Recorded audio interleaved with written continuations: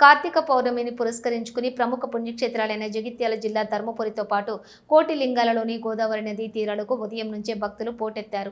తెల్లవారుజాము నుండే భక్తుల కోలాహలంతో గోదావరి నదీ తీరంలో పండుగ వాతావరణం నెలకొంది. గోదావరిలో పుణ్య స్నానాలు ఆచరించిన తర్వాత నదీ తీరాన ఉన్న శివలింగాలకు గోదావరి జలాలతో అభిషేకం నిర్వహించి భక్తులు ప్రత్యేక పూజలు చేశారు. అనంతరం ఎంతో భక్తి శ్రద్ధలతో కార్తీక దీపాలను వెలిగించి గోదావరి నదిలోని వదిలి మొక్కులు చెల్లించుకున్నారు. ధర్మపురి శ్రీ లక్ష్మీ నరసింహస్వామి ఆలయంతో పాటు వెల్గటూరు మండలం కోటిలింగాలలోని శ్రీ కోటేశ్వర స్వామి ఆలయంలో భక్తులు పెద్ద సంఖ్యలో తరలివచ్చి స్వామివార్లను దర్శించుకున్నారు. ఆ తర్వాత ఆలయ ప్రాంగణంలోని ఉసిరి చెట్ల వద్ద ప్రత్యేక పూజలు చేసి కార్తీక దీపాలను వెలిగించి భక్తిని చాటుకున్నారు.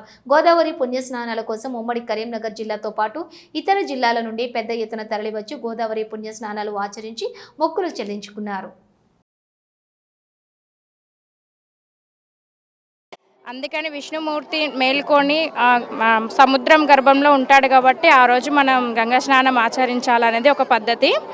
దాని ద్వారా గంగా స్నానము, మనము దీపాలు వత్తులు కాల్చడం, అంటే మనము కొన్ని రోజులు ఏదో ఒక రోజు దీపం వెలిగించకుండా ఉండేది. కార్తీక పౌర్ణమి రోజు 365 వత్తులు వెలిగించడం వల్ల మనము సంవత్సరం అంతా కూడా వత్తులు వెలిగించిన పుణ్యఫలం అనేది మనకు దక్కుతుంది.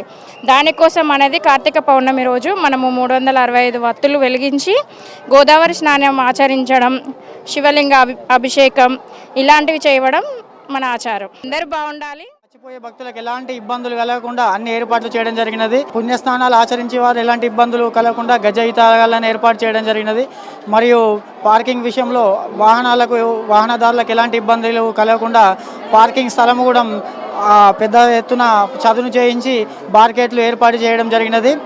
అదేవిధంగా వచ్చే భక్తులకు పూజ విషయంలో కూడా పూజ కార్యక్రమాల విషయాల్లో కూడా ఎలాంటి ఇబ్బందులు కలగకుండా క్యూ లైన్లు ఏర్పాటు చేయడం జరిగినది. మరియు త్రాగునీరు, వైద్య అధికారులతో కూడా ఎవరికైనా అకస్మాత్ ఏదైనా ప్రమాదం సంభవించినా కూడా ఇక్కడనే వైద్య బృందాన్ని కూడా ఏర్పాటు చేయించుకోవడం జరిగినది. తీర్థ ప్రసాదాలు కూడా ఆలయ కమిటీ తరఫున ఏర్పాటు చేయడం జరిగినది. సమస్త భక్తజనులందరూ కూడా సుఖ సంతోషాలతో ఉండాలని మరియు సమస్త భక్తజనులందరికీ కార్తీక పౌర్ణమి శుభాకాంక్షలు తెలియజేస్తూ